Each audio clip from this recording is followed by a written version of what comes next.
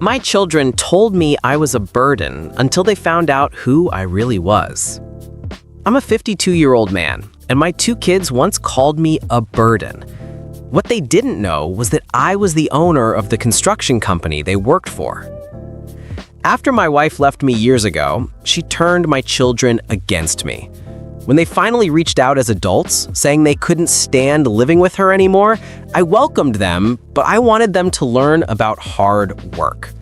So I rented a tiny house, dressed simply, and got them both jobs at my company, without telling them it was mine. At first, everything was fine, until one night, they snapped. "You don't even work, Dad. You're just a burden." That word broke me. 3 days later, they walked into a mandatory company meeting. When the manager announced, "Please welcome the owner of Ramírez Constructions, Mr. Carlos Ramírez," their faces went pale. I stood there in my suit and said nothing. I didn't have to. Later, I fired them both. Now, months later, they work minimum wage jobs, struggling to survive. Sometimes I think about forgiving them, but then I remember the look in their eyes when they called me useless.